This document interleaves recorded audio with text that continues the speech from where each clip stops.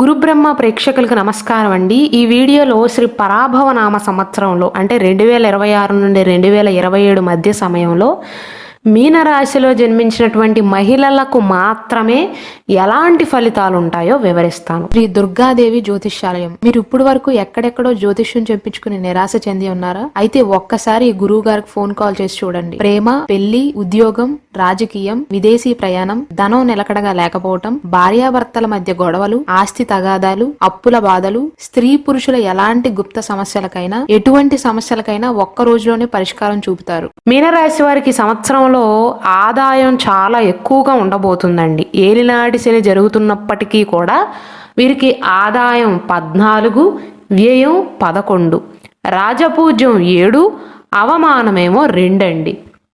వీరికి మెయిన్గా positive points ఏంటంటే మీనరాశిలో జన్మించినటువంటి మహిళలకు గురువు 4వ స్థానంలో ఉంటాడండి ఈ సంవత్సర స్టార్టింగ్లో. దీనిని సుఖస్థానం అంటారు. అనగా కుటుంబ సమస్యలు అనేవి తగ్గుతాయి.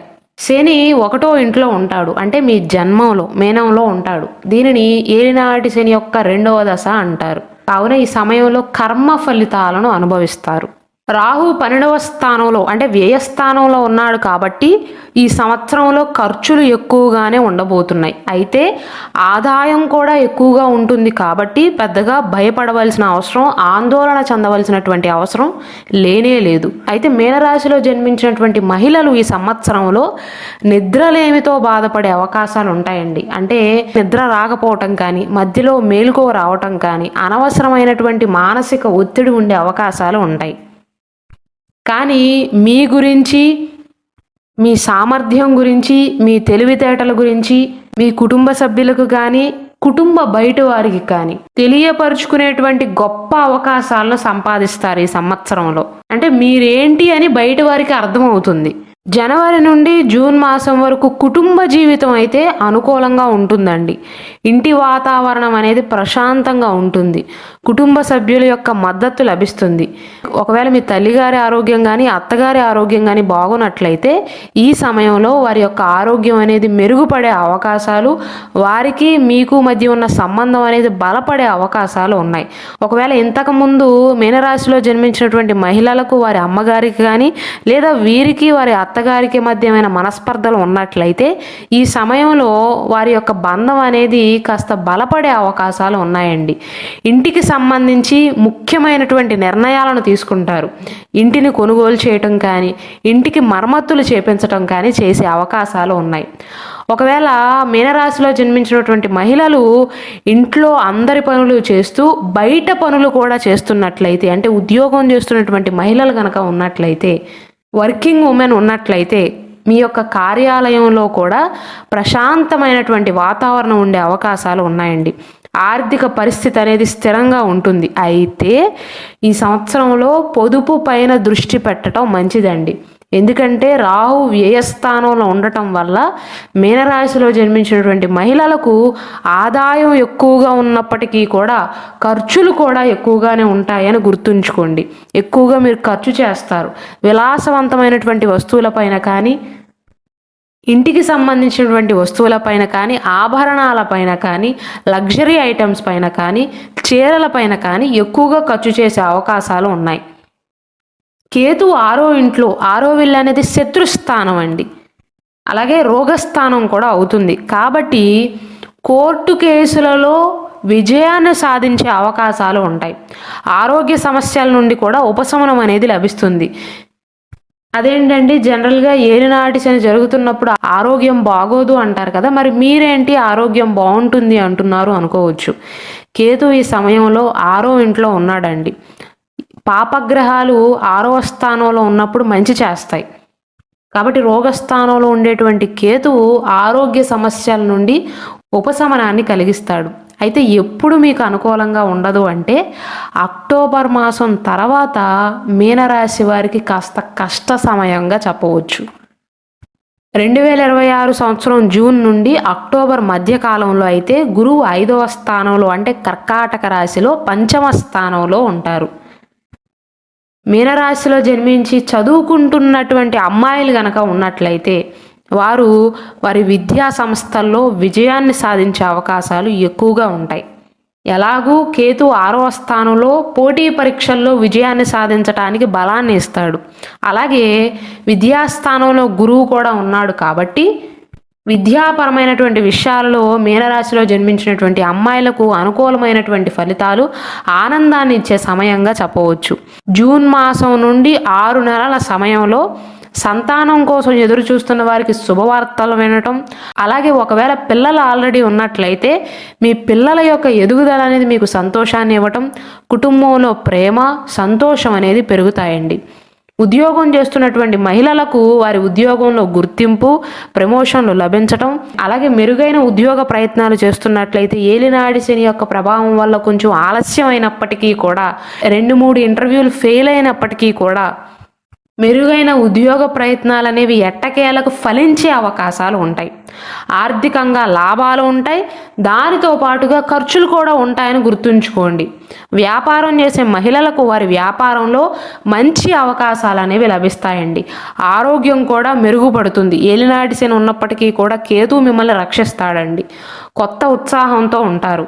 అయితే మీకు ఎప్పుడు కష్ట సమయం అంటే అక్టోబర్ 31వ తారీఖు తర్వాత నుండి ఈ సంవత్సర చివరి వరకు గురువు రోగస్థానంలో ఉంటాడు. కేతు ఉన్నప్పటికీ కూడా ఒక పక్క శని ప్రభావం, రోగస్థానం అనేది అంత బలంగా లేకపోవటం వల్ల సవాళ్ళు ఎదురవుతాయి. ఉద్యోగంలో కొద్దిగా పని పెరగటం, పని ఒత్తిడి వల్ల మీనరాశిలో జన్మించినటువంటి మహిళల యొక్క మాట తీరు అనేది మారటం, ఇంట్లో వాళ్ళు ఎక్కువగా పని అని విసిగించటం, తీరిక లేకుండా కష్టపడవలసి రావటం, మీరు ఉద్యోగం చేస్తున్నట్లయితే తోటి ఉద్యోగులతో విభేదాలు రావటం, ఆర్థిక విషయాల్లో గందరగోళ వాతావరణం అనేది ఏర్పడటం, అలాగే చేతిలో ఉండేటువంటి డబ్బు ఎక్కువగా ఖర్చు అవ్వటం, అక్టోబర్ తర్వాత ఆరోగ్య సమస్యలు అనేవి నెమ్మదిగా రావటం, మానసిక ప్రశాంతత అనేది కాస్త కరువైనట్లుగా అనిపించవచ్చు. కావున మీనరాశిలో జన్మించినటువంటి మహిళలు అక్టోబర్ తర్వాత నుండి ఖచ్చితంగా ఆరోగ్యం పైన శ్రద్ధ పెట్టాలి. ముఖ్యంగా దీర్ఘకాలిక అనారోగ్య సమస్యలతో బాధపడుతున్న వారు ఇంకొంచెం జాగ్రత్తలు తీసుకోవాలండి. క్రోనిక్ ఇష్యూస్ అనేవి మిమ్మల్ని బాధ పెట్టే అవకాశాలు ఉన్నాయి. వైద్య సలహాలను తీసుకోవటం ఉత్తమం. ఎందుకంటే ఇంట్లో మహిళల యొక్క ఆరోగ్యం బాగుంటేనే మిగిలిన కుటుంబ సభ్యులందరూ బాగుంటారండి. కాబట్టి అక్టోబర్ మాసం తర్వాత మీనరాశిలో జన్మించినటువంటి మహిళలకు వారి అత్తగారికి, మామగారికి కానీ లేదా వారి ఇంట్లో కుటుంబ సభ్యులకి వీరికి మధ్య ఏమైనా చిన్న మనస్పర్ధలు వచ్చినప్పటికీ కూడా మనసుకు తీసుకోవద్దు, మనసు పాడు చేసుకోవద్దు. ఈ సమయంలో మానసికంగా గందరగోళ వాతావరణం ఏర్పడే అవకాశాలు ఉన్నాయి. కాబట్టి ఇంతకు ముందులాగా అక్టోబర్ మాసం ముందులాగా కాన్ఫిడెంట్గా ఉండే ప్రయత్నాలు చేయండి. ఏ విషయం గురించి అయినా సరే ఎవరితో మాట్లాడేటప్పుడైనా స్పష్టంగా మాట్లాడండి. ఒకవేళ ఆ రోజుకి పని ఒత్తిడి మీకు ఎక్కువగా అనిపిస్తున్నట్లయితే కుటుంబ సభ్యుల యొక్క సహాయ సహకారాలను తీసుకోవటం కానీ, అంటే పని మొత్తం మీ నెత్తినే వేసుకోకుండా మీకుండేటువంటి పనిని ఎవరికైనా షేర్ చేయటం కానీ లేదా మరుసటి రోజు చేసుకోవటం చేయండి. అంతే తప్ప అలసట అనిపించినా శారీరకంగా ఎక్కువగా కష్టపడవద్దు. ఆ ప్రభావం అనేది మీ ఆరోగ్యం పైన పడే అవకాశాలు ఉంటాయి. ఒకవేళ ఈ సమయంలో బయటవారు మిమ్మల్ని చూసి ఓర్చుకోలేక కుళ్ళుతో, కుతంత్రాలతో మీ మానసిక ప్రశాంతతను దెబ్బతీసే ప్రయత్నాలు చేస్తున్నట్లయితే వారి గురించి తర్వాత చూసుకుందాంలే, టైం వచ్చినప్పుడు చూసుకుందాంలే అని వదిలేయండి. అంతే తప్ప మీ మానసిక ప్రశాంతతను పాడు చేసుకోవద్దు. అక్టోబర్ మాసం తర్వాత మీనరాశిలో జన్మించినటువంటి మహిళలకు ఒంట్లో చిన్న నలతగా అనిపించిన వైద్యుని దగ్గరికి వెళ్ళటం, వైద్య సలహాలు తీసుకోవటం ఉత్తమం అండి. అలాగే మీనరాశిలో జన్మించినటువంటి అమ్మాయిలు కనుక వివాహ ప్రయత్నాలు చేస్తున్నట్లయితే వారికి ఎలా ఉంటుంది అంటే, శని సంవత్సరంలో 1వ ఇంట్లో ఉంటాడు కాబట్టి ఆయన యొక్క దృష్టి అనేది 7వ ఇంటి పైన పడుతుందండి. అంటే శని ఆస్పెక్ట్ అనేది కలత్ర స్థానం పైన పడుతుంది. దానివలన ఏమవుతుందంటే వివాహ సంబంధాలు అనేవి ఆలస్యం అవుతాయి. గురువు 5వ స్థానంలో ఉన్నంత కాలం, అంటే జూన్ నుండి అక్టోబర్ మాసం మధ్య కాలంలో వివాహ ప్రయత్నాలను మీరు వేగవంతం చేస్తే ఆలస్యాలు దాటిన తర్వాత వివాహం నిశ్చయమయ్యే అవకాశాలు ఉంటాయి. కాబట్టి ఈ సంవత్సరంలో మీనరాశిలో జన్మించినటువంటి మహిళలు, అమ్మాయిలు వివాహ జీవితంలో వివాహం అయిన వారైనా కాని వారైనా సహనంతో ఉండటం చాలా ఇంపార్టెంట్ అండి. మొత్తం మీద చూసుకున్నట్లయితే 2026 సంవత్సరం అనేది వీరికి చాలా బాగుంటుంది. ఏలినాటి శని యొక్క ఒత్తిడి ఉన్నప్పటికీ కూడా గురువు యొక్క అనుకూలమైనటువంటి స్థానాలు, కేతువు యొక్క అనుకూలమైనటువంటి స్థానాల వల్ల సంతోషాన్ని ఇస్తాయి. మహిళల కోసం పరిహారాలు ఏంటంటే, శుక్రవారం నాడు లక్ష్మీదేవిని పూజించటం వల్ల ఆర్థికంగా అలాగే కుటుంబంలో శాంతికి మంచిదండి. అలాగే ప్రతి శనివారం నాడు ఓం శనేశ్వరాయ నమః అనేటువంటి మంత్రాన్ని పఠించటం, శనిదేవుణ్ణి ప్రార్థించటం, ప్రసన్నం చేసుకునే ప్రయత్నాలు చేయటం. అంటే ఎలా అంటే వృద్ధులకు సహాయం చేయటం, ఇంట్లో పెద్దవారికి సహాయ సహకారాలను అందించటం, వారిపైన కోప్పడకపోవటం, ఆర్థికంగా నేను పెట్టగలను అనుకుంటే శనికి సంబంధించినటువంటి వస్తువులను అవసరం ఉన్నవారికి దానంగా ఇవ్వటం, బద్ధకాన్ని వీడటం వల్ల ఏలినాటి శని యొక్క ప్రభావం అనేది తగ్గుతుంది. ఒకవేళ మీనరాశి వారి జీవితంలో ఎక్కువగా కష్టాలు పడుతున్నట్లయితే వారి జన్మ కుండలి ప్రకారం, అంటే ఉదాహరణకు ఒక 10 మంది మీనరాశిలో జన్మించిన వారి జాతకం మొత్తం ఒకేలాగా ఉండదండి. మీరు జన్మించినటువంటి date of birth, time of birth బట్టి మీ జాతకంలో ఒకే రాశిలో జన్మించినప్పటికీ చాలా వ్యత్యాసం ఉంటుంది.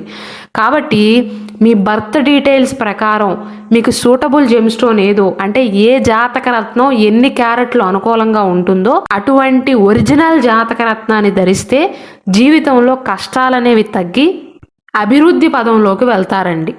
మీ జాతకానికి సంబంధించినటువంటి ఒరిజినల్ సర్టిఫైడ్ జాతక రత్నం కావాలి అన్నా, ఒరిజినల్ సర్టిఫైడ్ జాతక రుద్రాక్ష కొనుగోలు చేద్దాం అనుకున్నా, ఒరిజినల్ సర్టిఫైడ్ కరుంగలి మాల కావాలి అన్నా ఇక్కడ డిస్ప్లే అవుతున్న మా వాట్సాప్ నంబర్కి మెసేజ్ చేసి ఆర్డర్స్ చేసుకోవచ్చు.